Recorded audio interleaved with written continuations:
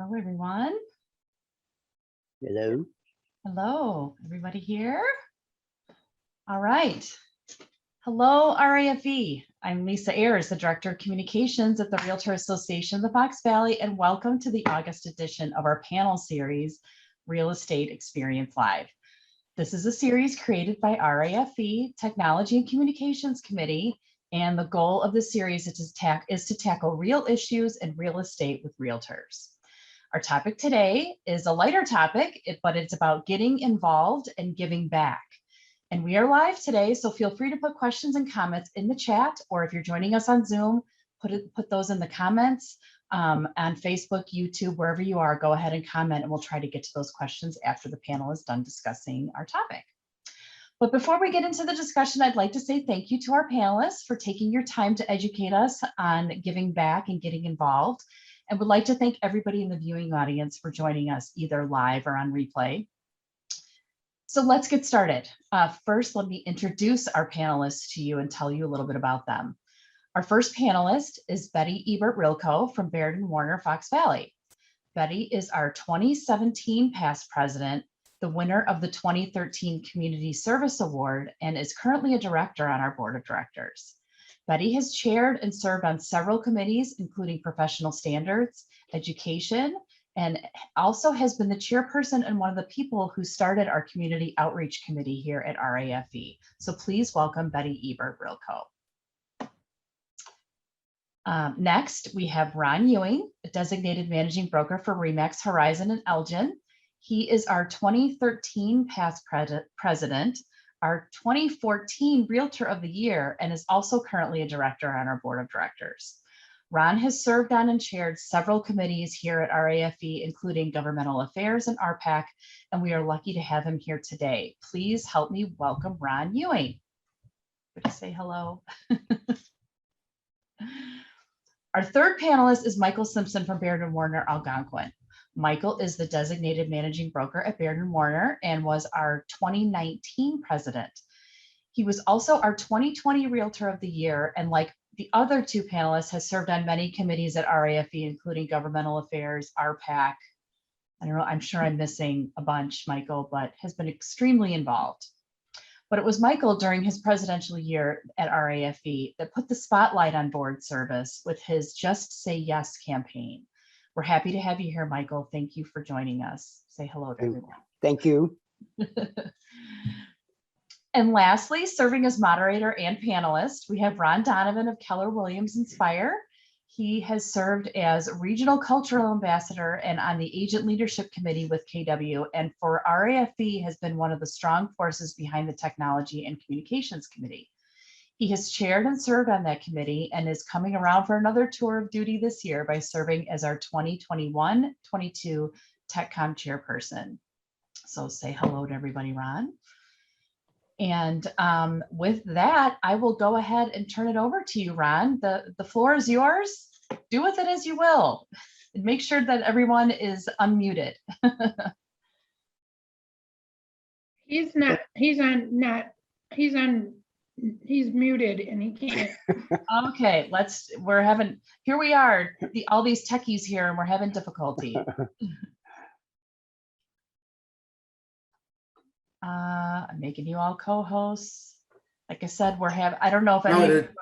Okay. There you go.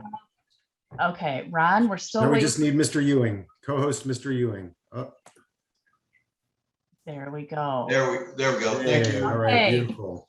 Thanks, Lisa. Thanks for the intro. No problem. You, panelists, for being here, spending your time with us this morning. I'm excited to hear your answers to our questions. We're going to kick it off with Betty. Ladies first. Betty, what first got you interested in getting involved in your local board of realtors?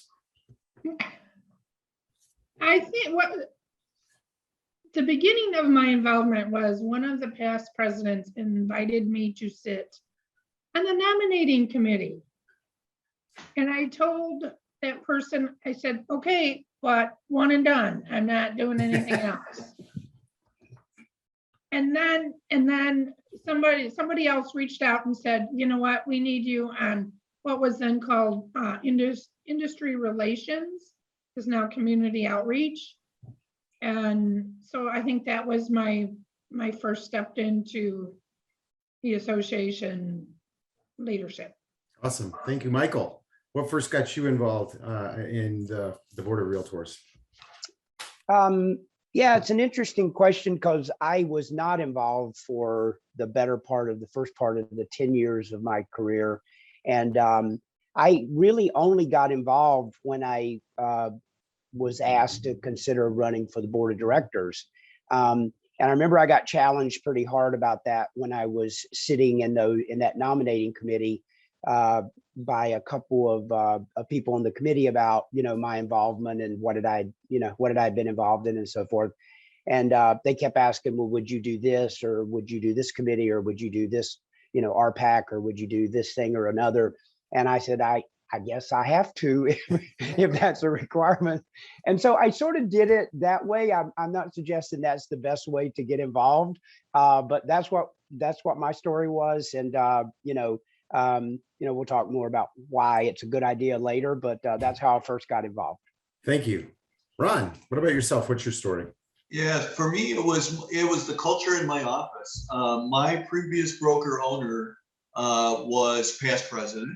Also, I think at the time when I joined RE/MAX Horizon, I think there was 5 past presidents in my office out of maybe 30 agents. So the culture in my office was to serve. And I started in the office. The first thing he did was assign me to be what was called a SAC rep for RE/MAX. So, I did something for RE/MAX, but then he started pushing me towards the board. And the first committee I served on was government affairs.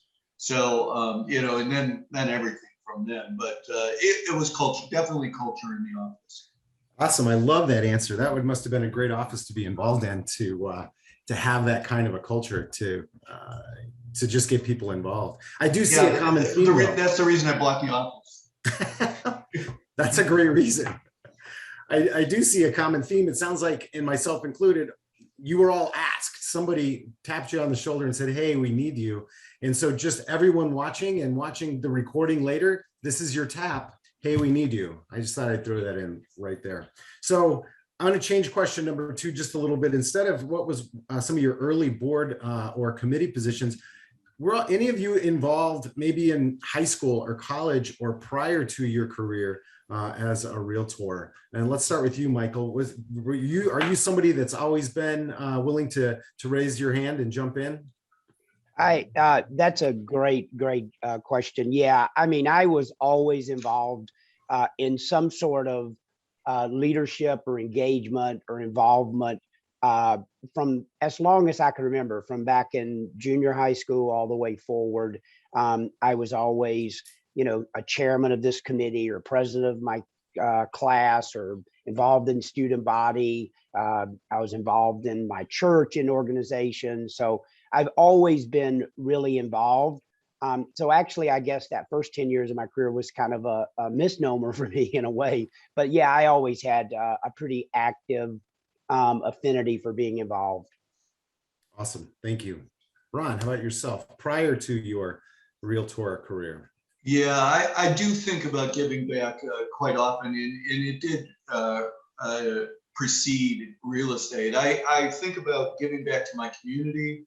I think about giving back to my church. And I also think about giving back to the industry that supports me. And I've always thought that. The downside is you can't give back to all of them equally. And the time commitment for some of that sometimes is a restraint. But I still keep my hands in all 3 of them all the time. Outstanding. Betty, were you involved, an involved individual prior to becoming an involved realtor? Not a whole lot. The first leadership task I was offered or got involved in was youth group at my church. And that, that in itself, I think we all are familiar with youth, and it's like sometimes like herding cats. But I would say my first leadership involvement came through my church and things like that. Outstanding. So let's go to you, Ron. Have you had any favorites as you look back just over your realtor career? We'll say, we'll keep it to that. What have been kind of your favorite roles that you've had? Yeah, being a past president, as we all three of us are, we get to serve on every committee that the Realtor Association has. So, but government affairs seems to be the one that I gravitate towards the most. Government affairs and RPAC. I've served on those committees or chaired those committees the longest. I think government affairs was probably the first committee I joined, and have been on that committee for the better part of 18 years, going on 20 probably. What keeps that one ranking high? What is it about that committee? Good question. Maybe a unusual admiration for trying to keep our political legislators towing the line, if you will. But the fact of the matter is, government affairs is really all about protecting private homeowners' rights. Private property rights are very important to our business and kind of the core of what we do. That's a passion, right? That's a passion. Michael, how about yourself? Any favorites roles for you? Well, definitely government affairs for me as well. That was sort of the thing that I was the most interested in when I first got involved. I believe Ron was my original chairman when I first got involved. I think he was chairman of government affairs. And then I think I took over that committee maybe the second year after that with Ron. But government affairs for me as well. And I mean, there are a ton of great committees and a lot of things for people to get involved in, but government affairs for me was important because I was really interested in the whole advocacy piece of what we do as realtors and how much of an influence we have with legislators who, you know, are responsible for things that we really care about. So yeah, for me, government affairs. I love that. Thank you. Betty, how about yourself? Do you have any favorites? Well, I have sat with both of these gentlemen on their favorite committees, and they're not my favorites. The gentlemen are. The committees, not so much. My favorite is, of course, community affairs and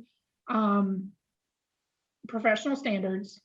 And this year have been sitting on education. And I think the three of them together just kind of molded into, you know, what the other side of the coin, that they're in the political arena and we are more in the, I would say, public arena. What is it about That that? makes sense. What is it about that pushes your positive buttons then about the? I think treating everybody fairly and honestly and professionally. Not that I don't, you know, I don't think that the gentlemen are doing their job and I'm doing my job. But I'm more of a community minded, not the political side. It's just different. It's I think the lesson there is there's so much to choose from, so many things that you can jump in and do. You're going to find something that matches your passion or fits in line with goals that you have. Exactly. Perfect. Thank you. So some of these had some crossover and I wrote them, so I apologize. But let's start this way. We'll start with you again, Betty. What professional benefits have you received? Has this enhanced your career to be involved in the committees and at the board level? Yes. Yes. Personally, it's helped me to be more confident and outgoing and, you know, be more willing to share my opinion. And I wasn't brought up that way. I mean, I was brought up that children were seen and not heard. And, you know, I also have 3 older brothers, so I didn't get to say a lot. But I think that the leadership and the roles that I've played has helped me be more confident personally. And you're a leader. So I am a leader. yeah, you're a leader, and that obviously helps you in everything that you do in your career. Ron, what about yourself? Professional benefits that you've received from being involved. Well, I think just the ability to engage with people of a level that I would have normally not been able to meet. You know, when we're talking about legislators that you get to meet, you're really meeting people that are making high-level decisions. And I think one of the most impactful parts of that committee for me has been when we really see a change or some type of decision get made based on the attitudes and the directions that we're able to help these legislators come to. I've seen it mostly on the local level, certainly not on a state level, but on a local level. So the engagement with leaders in our communities has really been paramount for me. Outstanding. Michael, how about yourself? Yeah, I would echo a lot of what both Betty and Ron said. I mean, both professionally and personally, I've seen tremendous benefits from being involved. You know, you can do what you do as a realtor. You can be isolated in your own environment or with your own office, and you'll do fine. That's, you know, you can succeed that way. But there is so much more benefit to being exposed to other realtors, to being exposed to community leaders, to being exposed to legislators, to being exposed to, you know, just business organizations as a result of your involvement. And we do that. You know, we're involved with the charitable groups that, you know, Betty talked about, and we have relationships with them. I mean, you know, doing a deal with somebody that you've been involved with on a committee, or that you've been at a function with, that you've had some social time with, doing a deal with somebody like that after the fact is different. I don't care. I mean, it just is. It's different. It's a different relationship. You still have to do what you have to do as a realtor, but I've seen so much. I have so many more connections and people I know and people I call friends, and that I never would have had, you know, absent the being involved. I love that. So both personal connection level when you're working a transaction with somebody else, and the other thing that all of you also touched on that that really strikes me is, you know, if you want to get better at something, get around people that are better than you or know more than you on a certain topic. I know that's why I was lucky. I got asked to be on the technology committee, and I have learned so much. And then I've got to be in rooms with you all, and it's just made me a better realtor, a better leader, and a better person too. So I love all that. How about more on the personal level? We talked a little bit about professional, but Michael, is there anything, you talked about relationships? I guess that's pretty personal. Can you add to that? Well, I mean, it's a little bit, you know, what I said. I mean, certainly there are realtors that I've done deals with that, you know, you have kind of casual. I mean, I kind of liken it to the way we talk about working with clients. You know, you could either have a transaction with someone or you can have a relationship with someone.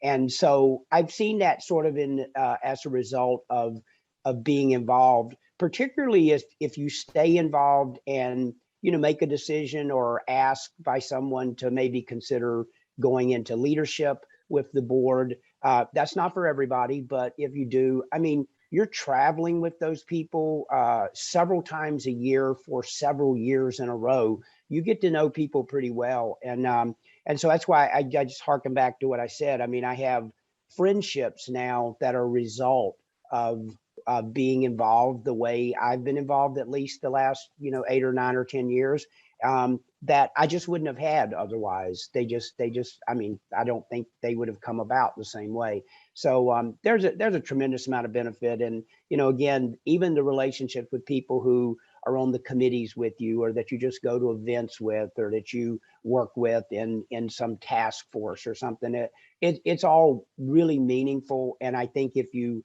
look at it from more than just the task oriented part of it, more from the relationship standpoint of it, there's tremendous personal benefit. Thank you. That was great. Ron, same tack, more of a personal tack, if you could. Yeah, I have to echo a lot what Michael said. You know, the fact that we spend so much time together, and it's not business related a lot of times. I mean, Michael mentioned the travel. I mean, I've been to Washington several times, or to conferences several times, national and at the state level. And there's time spent in dinners and, activities. And I'll give you an example. Strategic planning meeting we just did for the board just recently. Well, one of the activities we did was zip lining. Well, how often are you going to get to do something like that with the people that you work with on an occasional basis? So those are the bonding experiences that really kind of make it special in a lot of ways. The dinners and the some of those things that we get to do when you serve. I mean, you're serving, no doubt, but you're also doing a lot of other things, and you can't help but not build a personal relationship with these people. That's great. So I think everyone wants to know now, how loud did you scream when you zip lined? Well, here, I even got to go upside down. So there. Very nice. Betty, how about yourself? Professional impacts, benefits from being involved? I guess, I'm listening to Michael and Ron, and I have traveled with both of them pretty extensively. And just the fact that I have them, in my phone book, and I know that if I needed any help, I know that they would pick up, and I know that they would be able to help me. And I think it's going back to Michael's remark about building a relationship, either with other realtors or, and when you travel and you go to state and national, you meet many new people. So it is truly, it's thrilling because you do get to travel. I did not zip line, but we've done other things, and it's exciting, and to be able to do that and still be involved and take care of the tasks at hand, it's kind of exciting, and it is a relationship building experience. Outstanding. So let's shift gears. We've talked a lot about serving, which I think is giving back, but what about giving back? What can you each give me maybe your favorite or a way that as realtors, we can give back to our communities? Let's start with you, Betty, because that seemed like that was a real passion for you. Okay, so back in 2014, when the Lou Gehrig's Ice Bucket Challenge was going around, I very thoughtfully thought, what can I do that doesn't involve anybody dumping ice water on my head? And the other thing is, did they really send their $100 in? So I made a pledge to myself that every deal that I close, $100 goes to my client's charity of choice. And I've done that since 2014. That's outstanding. So your client picks the charity and you make the donation. Picks the charity, and I can't tell you some of the one. I mean, it's across the board. Yeah, fantastic. I love that. I'm going to steal that. It's exciting because it makes them think that I number one, that I do care, and number two, it keeps them still involved. Absolutely, I love that. Ron. So two different ways, obviously we're talking about serving, but the money that we get back, the RPAC contributions that we make. I've been a major investor since, well, my mentor for major investor and being a major investor was Chris Tengren. He, I think way back when there was probably 3 major investors at that time. Now we're well over 30 and closer to 40 major investors for the association. A huge leap in the last 15 years. And I'm approaching Hall of Fame. That's a lifetime giving of $25,000. And not that that's the money's all that, the amount of money is not that important. It's what that money does to support property homeowners' rights, and support the legislators that support those rights. And I do that with my church, and I do that with the community as well. So not only do I serve my church, the community, and my industry, I also do it monetarily. So I have to split those up as well when I think about that. And that's just part of my giving back. being a major investor is important. And if you're at that stage in your career and you can contribute that way, I think it really does make a difference. And every amount helps, right? So if you're not there yet, can you give us, maybe this isn't the right, but I'm going to go there anyway, an elevator speech, RPAC. What is that? Maybe we've got some new folks on here that have seen it or haven't even ever heard of it. Absolutely. So our PAC dollars go to supporting legislators that support the agenda that we might have in protecting homeowners' rights. So if there's a local legislator that is, we're dealing with, let's say we're dealing with sprinkler systems in St. Charles, and we know there's split votes there, and we know that a legislator is for that, the right to homeowners have a choice. We want to support that candidate. And the best way to support those candidates sometimes is with money. Not only our being there, but it's sometimes in their campaign. A good story. In Elgin, there was a legislator by the name of John Prigge, who we contributed to his campaign. He wholeheartedly believed that our contribution, meaning the Realtor Association of Fox Valley contribution, pushed him over the edge and got him elected to city council in Elgin. And he was a strong supporter of property owners' rights in Elgin at the time. And it was a great relationship, and eventually got voted out, but that relationship went on for many years. Thank you. Michael, favorites for giving back? Anything that comes to mind? Yeah, I mean, it's kind of interesting because I wouldn't have considered this to be my passion when I first got involved with Fox Valley or with the board. And, you know, I mean, Betty, I'll give Betty a lot of credit for that. She certainly was a champion, and she certainly drug a lot of us along with her in that in that quest. And I give her a lot of credit for that. But what's funny is, you know, when you're around people who are passionate about things and you're part of an organization that has a culture of giving back, you know, it sort of rubs off on you. And so, I mean, I'm really fortunate. I work for a company that is very passionate about giving back and does a lot of really good charitable work in all of Chicagoland. My office is real involved with the District 300 Food Pantry and the Community Crisis Center of Elgin, and a lot of passion for that in my office. And then, of course, at the board, you know, we've got, you know, so many good organizations that we try to support. For me personally, I mean, I got a lot more involved than I certainly more than I would have done if I weren't involved with the board. I felt like I sort of had to when I was a leader, and I get the benefit from it, from having done it. And I'm really glad I was kind of forced into it. But, you know, doing things like we've done with the Salvation Army, doing the Christmas giveaways and the Thanksgiving giveaways. I've been there for 4 or 6 hours, you know, just handing out food and helping people get things to their car. We did, you know, feed my starving children and packed boxes and so forth. And it's just so rewarding. And again, you know, if you don't take a step and get involved, you don't have that opportunity. You might have in the back of your head, you might make a New Year's resolution that you're going to give back this year. I bet it's been on everybody's list forever of all time. And then you just don't do it. And here you have a way to do it, and you don't have to come up with the idea. You don't have to be, you know, the champion of it. You just have to say, yeah, you just say yes and do it. I love it. Perfect segue. So what would you tell someone? Let's start with you, Betty.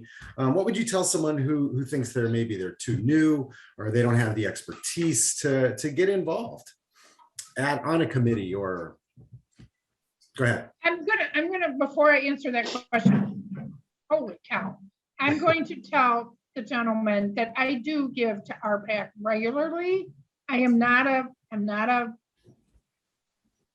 whatever it is, but I do give every month. So Thank you you. guys don't fret. But and to answer your question, when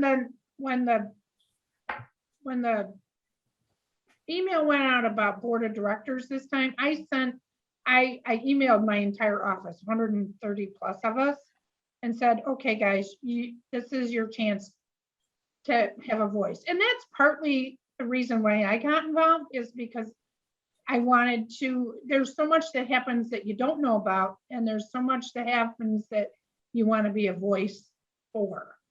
So that's, I think, pretty much why I got involved. And that's what I say when, I'm trying to recruit somebody to get involved. And I would say start with committee work or a task force, so that you're not at that overwhelmed spot where, oh my gosh. And there's a few of us and a few of my fellow team members that I would say couldn't go right into a director's chair without a problem. But I think committee work for someone that's really new is the best place to start. Thank you. Ron, what would you say to somebody? Hey, I'm just too new, or I don't have any expertise. I'm not ready for that. Yeah, I don't think you can ever be too new.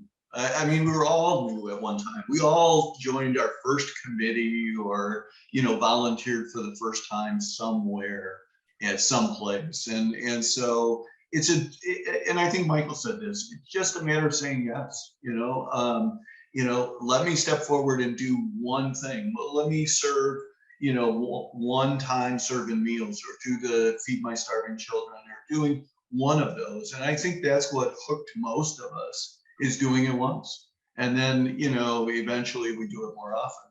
I think the downside for me is getting too involved now. Sometimes, you have to balance your time between the things I want to do and the things that I have to do. I still have to work.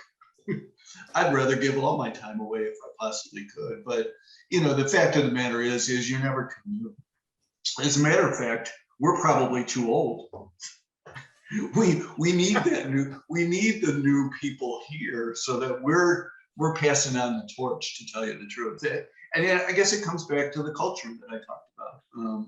I've got a couple of people in my office that I've been mentoring pretty hard lately, and that will allow me to step back some if I'm bringing somebody along. So we need the new people at the table. Michael, anything to add to that? Yeah, I think it's just such a myth that you don't have enough time to do this. I mean, it just, everybody's busy. I get that, but we all find time to do whatever it is we want to do. So I think it's just a myth. And I think the other part of it is, I would just talking about what has been said about just taking a step forward and, serving on a committee or whatever. You don't even have to go that far. You just have to show up. You can show up at a function. You can show up at an event. You can learn. You can participate in a YPN event and learn what other young professionals are doing. You don't have to necessarily, give blood yet. You have to do that later, but you don't have to do that up front. But you just have to just do something. And everybody that I know, regardless of how busy they are, that includes my agents, my family, everybody I know, myself, everybody has the capacity to do a little more. And so I just think it's really more of a mindset that you don't have the time. I think that's kind of an excuse. I think if you want to get involved, if you want to at least, see what it's about, see if any of the benefits we're talking about are real, then take a step, do something. That's really what all it takes, is taking that first step.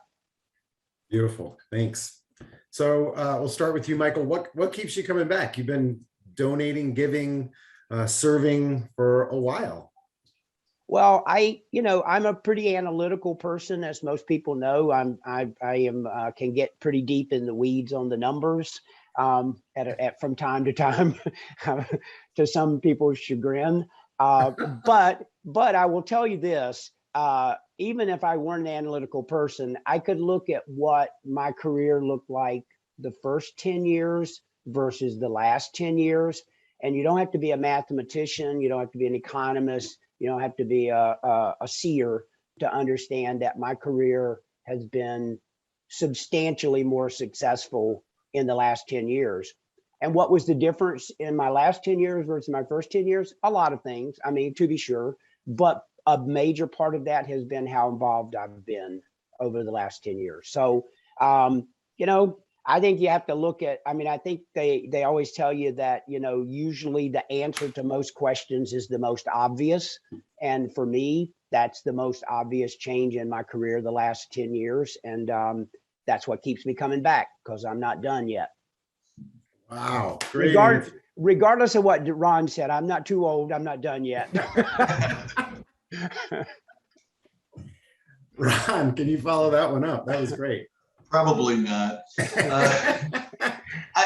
me, I think it's the relationships. It's the friendships that I've built over the years. And you know, it starts small. You start to spend a little bit of time with your fellow realtors and on these committees, or Betty and I built a house together. You know, it's those types of things where you're swinging a hammer or feeding someone or doing some of the things that I typically wouldn't have the opportunities to do, but you're building friendships, and those friendships have lasted throughout my whole career. And I can't imagine giving that up. It's added so much to me being a realtor that I would have missed. And you know, Betty talked a little bit about the relationships we have in the transaction because of it.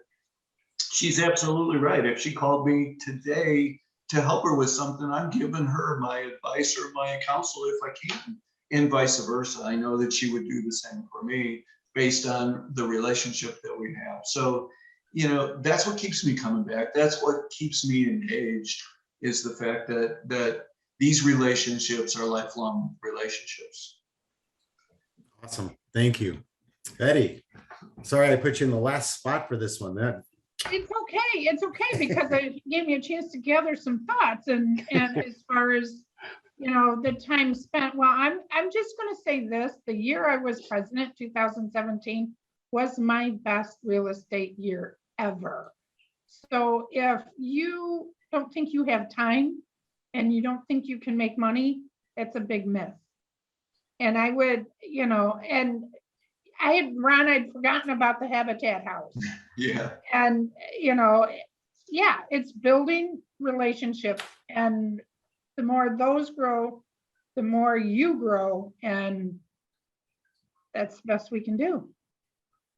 Wow, I love it. So I heard relationships. I heard Michael didn't say legacy, but that's what you all have built. You have a legacy, something for that you're known for, and I love that. And maybe that doesn't appeal to everyone, but it does to me. To think back that you've left a mark on your industry locally that's huge to me. I think that's really exciting.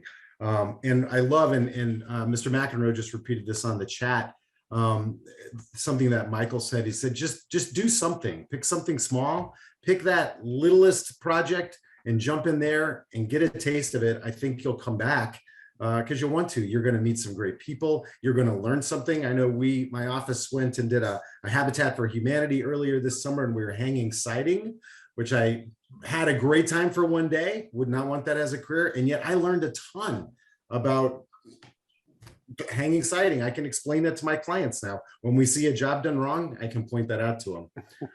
I'm not going to tell them I'm going to help them fix it, but I know how to fix it. So anything that you'd like to add, or if there's any questions from the viewers, please chime in now and let us know. But is there anything that I missed? Anything that one of y'all wants to jump in and say?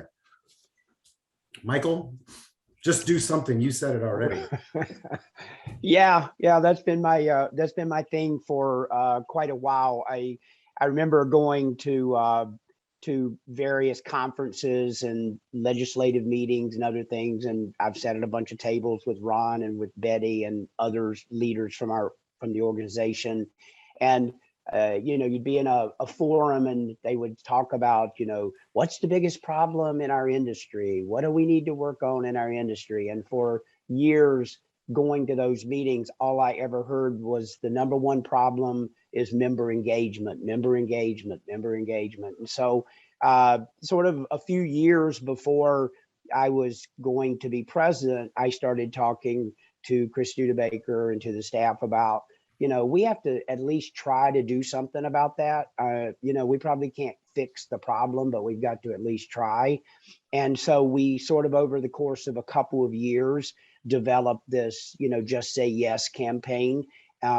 We implemented it in my year as president, and I'm really happy to say that, that still goes on in the organization today. It's still a part of our culture, that we use that theme. But again, it always went back to the same thing of, we should be asking people to participate. We should be telling them why it's in their benefit to participate. We should lead by example. We should be involved more than just by title. And people will come along and do that. I don't know if we moved the needle much in terms of percentage of members, but I think culturally we moved the needle. And I think that still exists today. And I just think that for most realtors, here's the other thing. Again, it kind of goes back to the numbers, and I apologize if I'm being a little long-winded here. But here's another thing. It goes back to the numbers. Every single one of us pay dues every month for being a part. Part of that, to be fair, goes to our MLS dues, and everybody has to have MLS access. So part of their dues goes to that. But for my purpose, the way I look at it is you're just throwing away the other 3/4 of your dues and just donating it if you're not doing anything to take advantage of the benefits and resources of the organization. And if you're not willing to get involved and take advantage and be part of it, you're just kind of throwing away those other dues, and so even if, I know there are people out there who don't like to waste money, so maybe we can get those people involved just so they don't waste any money going forward. I don't know. But I think it's just that thing that you just got to do something. You got to get involved. And, I promise you the benefits will be way more than you can imagine sitting on this call right now. That was awesome. I know at the technology committee, we just talked about our budget yesterday, and it's not a small budget. It's a significant amount of money. So if you want to decide how your dues are being spent, that's wow. How else? Good point. Thank you. Ron, anything to add? Yeah, maybe as a closing comment, I'm going to go back to my original statement in the beginning of the panel. And that is, from a personal mantra of giving back to the career that supports us, the community that I live in, and the church that I go to. And it doesn't have to be huge amounts of time or effort. And, we talked a little bit about attending a YPN event. I mean, that's part of giving back, is being an active member. And that's exactly what you were just talking about, Ron, is being an active member. You're paying the dues, go to the events. The events, a lot of these events are free and don't cost us anything. We paid for them through our dues. So participating in them is really part of that giving back. I guarantee you'll meet people that are interesting, and you will eventually start growing your serving opportunities and get involved. You might be swinging a hammer with Betty someday. Betty, anything to add? I think my final word is, and along with Michael and Ron, it's building relationships. And yeah, it's just one event. And the other thing that comes to mind is being in office and being on the board of directors or any position on the board. Why are they raising dues? Well, you know what? You need to get involved and find out why. I mean, all things go up in price. But you know what? Be involved. Let them know why you don't think that it should be raised. You're not going to probably be able to do anything about it. But, just be involved and build those relationships. And just keep people on your speed dial, because you might need them someday. Right. One of the things that you said, Betty, is that you invited your whole office to apply to be on the board. I love that. Resent the email that went out from RAFV and said, you know what, guys, this is a no-brainer. You need to be involved. So to take that to a smaller level, if one of your hurdles to getting involved is that you're not going to know anybody, invite one of your friends from your office or another office to that committee or to apply for the same committee with you. Bring a And friend. I have invited people to sit in on committee meetings. Perfect. And sometimes it pays off and sometimes it doesn't. I just think there's no reason not to be involved at some level. Yeah, something that was said to me early on was try a committee. If the committee doesn't fit for you, try the next committee, because there is one that you'll find a passion for. I think we all talked about different passions that we have, but we didn't find those passions until we sat on the committee for a little while and decided this was or wasn't for us. Outstanding. Ron, that's what happened to me too. And I sat on RPAC and I sat on government affairs and I decided the boys could do it better. But yeah, it's just one small thing. Well, we don't have any questions in the chat. We do have a comment that says we're running out of time to become one of the 100 realtors who care. There's a link in the chat if you haven't become one of the 100 who care in our board. Please click that link and go jump on board. There's a few spots left. Let's see, one other comment. Give to receive, selfish, not selfless, not selfish. Let's see, I'm not sure what, just do it is the last part, hashtag just do it. So I want to thank the panelists again, Ron and Betty and Michael. Thank you so much for your time. Thanks for Lisa for getting us started. It looked like we braved the storm. I think none of the power went out, which was a concern to start our video today. Everyone go out and make it a great day. Hope to see you next month for the next real topic. Bye, y'all. Thanks so much, y'all. Bye. Bye-bye. Thanks, Bye-bye. Ron. Great job.